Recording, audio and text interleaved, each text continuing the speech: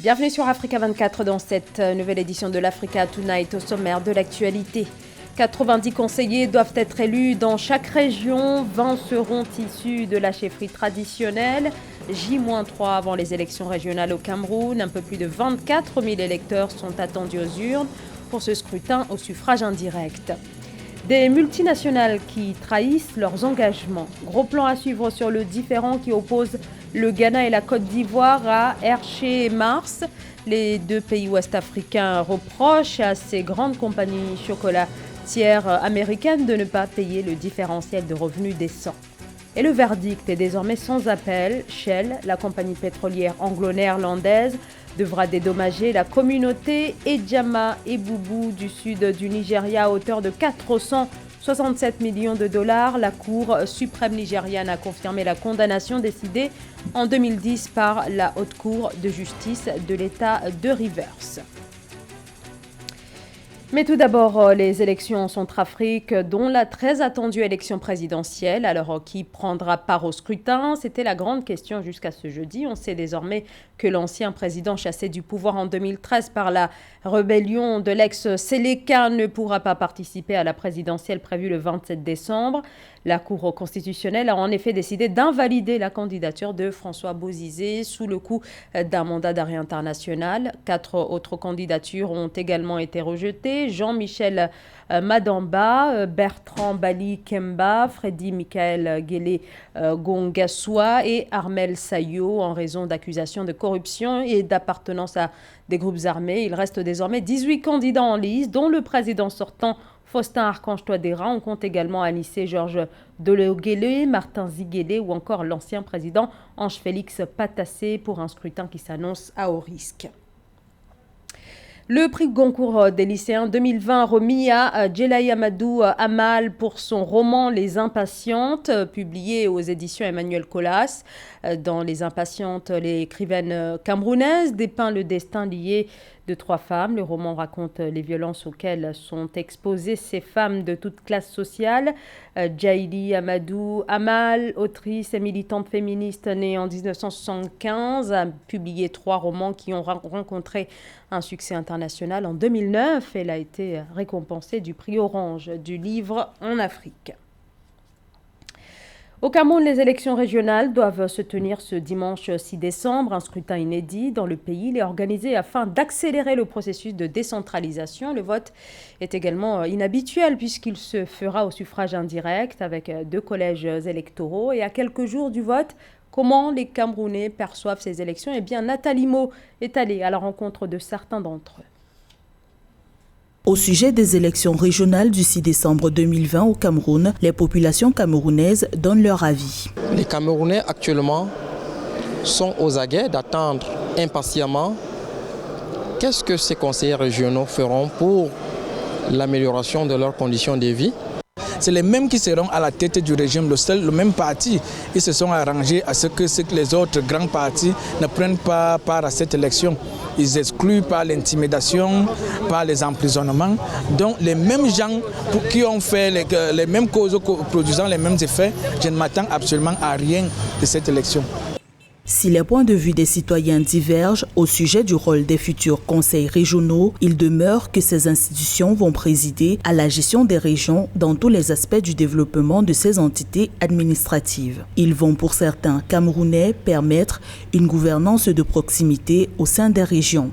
Quand l'État va déléguer les capacités aux régions, c'est ces personnes qui seront investies pour voir comment rationaliser le capital investi dans la région. C'est une espèce d'assemblée nationale régie au niveau de la région.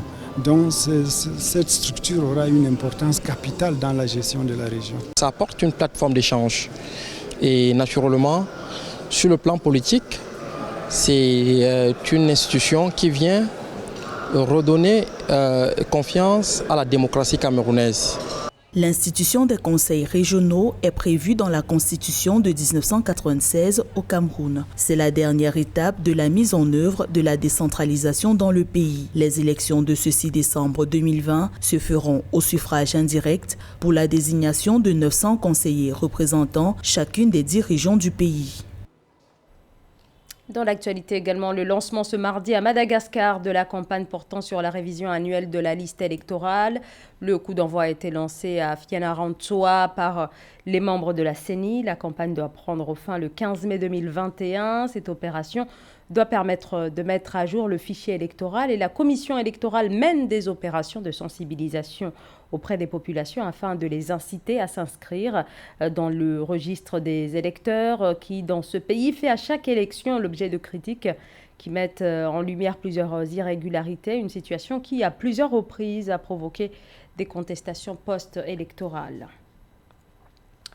La Côte d'Ivoire et le Ghana affichent leur détermination à poursuivre leur offensive contre Hershey et Mars. Les deux premiers producteurs mondiaux de cacao accusent ces deux multinationales américaines spécialisées dans le domaine du chocolat de ne pas vouloir payer une prime censée permettre de mieux rémunérer les producteurs de cacao. Aïssatou Bari. La Côte d'Ivoire et le Ghana annulent tous les programmes de durabilité du cacao. Ils reprochent à ces grandes compagnies chocolatières d'acheter du cacao ou du beurre de cacao sans payer le différentiel de revenus décent. La prime de $400 devrait être appliquée au compte de la campagne 2020-2021 qui a débuté depuis le 1er octobre 2020. L'achat par Hershey d'importantes quantités de cacao sur le marché boursier américain indique clairement son intention d'éviter de payer le différentiel de revenus décent. Le CCC et le Cocoa Board n'ont pas en conséquence d'autre choix que de suspendre tous les programmes de certification de Hershey en Côte d'Ivoire et au Ghana. Au lieu de passer par les canaux habituels pour leur approvisionnement, Hershey et Mars se sont adressés aux entrepôts certifiés à terme. La compagnie a pris livraison de pas moins de 30 000 tonnes de fèves des entrepôts de la bourse de New York, ce qui leur a permis d'éviter de payer le différentiel de revenus décent imposé par le Ghana et la Côte d'Ivoire. S'il y a un premier opérateur qui déjà trouve des voies et moyens pour ne pas respecter le paiement de cette prime-là, c'est sûr que sans sanction, les autres pourront s'y prêter. Alors, la décision des autorités ivoiriennes et ghanéennes est simplement justifiée. Il peut y avoir un risque où certains opérateurs qui voudraient faire comme Mars ou RCI vont peut-être chercher à aller voir sur d'autres marchés. Mais après, la qualité du cacao de la Côte d'Ivoire et du Ghana fera que ces opérateurs-là seront par la suite obligés de revenir encore vers ces pays-là.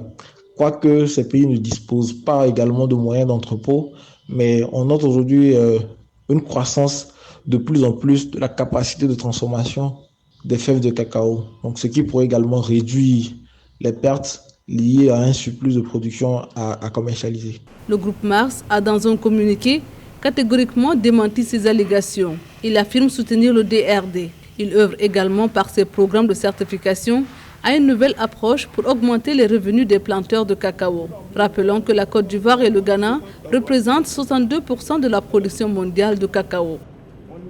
Un peu plus de 7 millions d'électeurs seront appelés aux urnes le 27 décembre pour le premier tour de l'élection présidentielle au Niger, des élections couplées aux législatives. 30 candidats briguent la magistrature suprême. Plusieurs thématiques sont au cœur de cette campagne, dont la campagne a démarré ce mercredi. L'accès à la justice, l'accès au droit est l'un des sujets qui figurent sur la liste des préoccupations des Nigériens. Amenedji. Souvent pointé du doigt pour sa faible indépendance, son absence d'impartialité et son éloignement de la population, l'accès à la justice au Niger est en constante progression depuis 2011. Le pays compte promouvoir un état de droit et améliorer le climat juridique et judiciaire en initiant un vaste programme de réformes entrepris par le pouvoir public nigérien.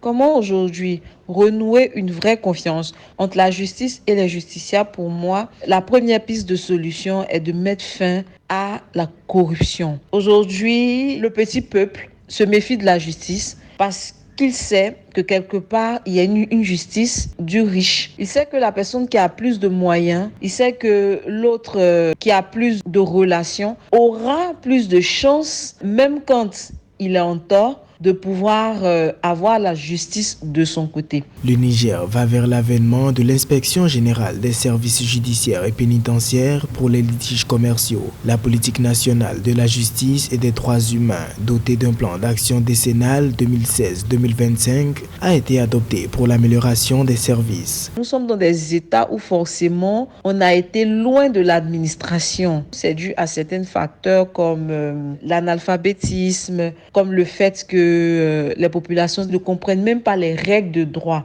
Donc il faut que la justice se rapproche de ces populations-là, leur explique leurs droits, leurs obligations, même comment est-ce qu'ils peuvent rester en justice facilement, les procédures et tout ça. Il y a en outre le fait que très souvent on a recours au règlement à l'amiable. On n'a pas la culture même de la justice. Le gouvernement a entrepris un vaste chantier de spécialisation des juridictions au Niger, dont entre autres l'adoption de la loi fixant l'organisation, la compétence, la procédure à suivre et le fonctionnement des tribunaux dans le pays. Après plusieurs années de bataille judiciaire, la justice nigériane a confirmé la condamnation de Shell. La Cour suprême a rejeté sa demande visant à faire annuler le jugement de 2010. Le géant anglo-néerlandais des hydrocarbures doit verser 467 millions de dollars de dédommagement pour la marée noire survenue il y a 50 ans, détruisant les moyens de subsistance de la communauté Jama et Boubou. Cette confirmation de la condamnation de Shell est une victoire pour ses habitants de l'état de Rivers. Siamlo Victoria Sedji. Au Nigeria, la Cour de justice a confirmé vendredi dernier la condamnation de la filiale locale de la compagnie pétrolière anglo-néerlandaise Shell à verser 467 millions de dollars de dommages à la communauté Jama et Boubou à Ogoni. Shell est accusée d'avoir causé une marée noire dans l'état de Rivers en 1970.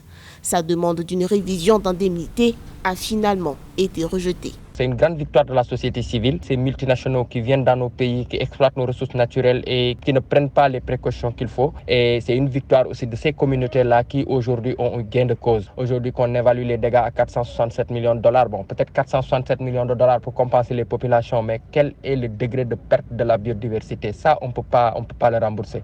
Entre 1970 et 2000, plus de 7000 marées noires ont été officiellement recensées au Nigeria, ainsi que 2000 grands sites de pollution, s'insurgent les organisations de défense de l'environnement. 98% des cas impliquant Shell sont dus à des actes de vandalisme, de vol ou de sabotage, se défend la compagnie. L'infirme partie n'étant causée que par une détérioration de ses infrastructures, assure-t-elle, Shell n'en assume pas la responsabilité. Elle soutient avoir assaini les sites affectés dans le cadre de cette affaire. Il est regrettable que la procédure judiciaire dans cette affaire ait été axée pendant si longtemps sur des questions de procédure et non sur le fond de l'affaire. Toute tentative pour faire valoir le paiement ne devrait pas être autorisée en raison des autres procédures similaires en cours. Nous avons toujours maintenu que nous sommes prêts à défendre cette affaire sur la base des faits disponibles. À ce jour, plus d'un millier de procès ont pourtant été intentés contre la filiale de la société mère, la Royal Dutch Shell plc, elle-même impliquée dans la controverse mondiale sur le réchauffement planétaire. En juin 2020, des organisations non gouvernementales ont rapporté qu'elle n'a nettoyé que 11% des sites contaminés dans le delta du Niger, une région immensément riche en pétrole. Les enfants séropositifs au VIH issus des pays en voie de développement vont pouvoir bénéficier d'un traitement mieux adapté, mais aussi 4 fois moins cher. Près de 1,7 million d'enfants dans le monde sont séropositifs, mais seule la moitié d'entre eux bénéficient d'un traitement. Le nouveau produit sera disponible dans un premier temps, entre autres au Malawi, au Bénin, au Kenya ou encore au Zimbabwe, et ce dès le premier semestre 2021. Lorita Simbo. Un accord conclu entre l'ONU-SIDA, la Clinton Health Access Initiative et les fabricants de génériques Viatri et Mike Lewards va permettre aux enfants séropositifs du Bénin, du Kenya, du Malawi, du Nigeria, de l'Ouganda et du Zimbabwe de disposer d'un traitement plus adapté et surtout 4 fois moins cher. C'est l'annonce faite par Hervé Véroussel, porte-parole d'United, une organisation internationale d'achat de médicaments. Sur la base de nouvelles données probantes sur les avantages et les risques L'OMS recommande d'utiliser de préférence le dolutegravir comme traitement contre le VIH de première et de deuxième intention pour toutes les populations et aussi les enfants de tout âge. Le dolutegravir est un médicament plus efficace, plus facile à prendre et qui engendre moins d'effets secondaires que les autres médicaments actuellement utilisés. Le dolutegravir, considéré comme l'un des principaux médicaments contre le VIH, va passer de $480 à $120 par an. Il est désormais disponible à la saveur fraise et sous forme de comprimés solubles, plus facilement acceptés par les enfants. Cette nouvelle solution va beaucoup réduire le nombre de morts des enfants séropositifs en Afrique. Parce qu'actuellement, les résistances venant des médicaments comme les firivarins et la nevirapine ont entraîné des décès des enfants atteints du VIH. Alors, la venue de ce nouveau médicament est très intéressante. Selon l'United, ces pays africains devraient être les premiers à recevoir ce nouveau produit au cours du premier semestre 2021. Rappelons que selon les données de l'Organisation mondiale de la santé, environ 1,7 million d'enfants dans le monde sont séropositifs, mais seulement la moitié d'entre eux bénéficient d'un traitement. Ce journal a été réalisé par l'ensemble de la rédaction. Merci de votre fidélité. Dans un instant, une nouvelle édition de l'actualité sur Africa 24.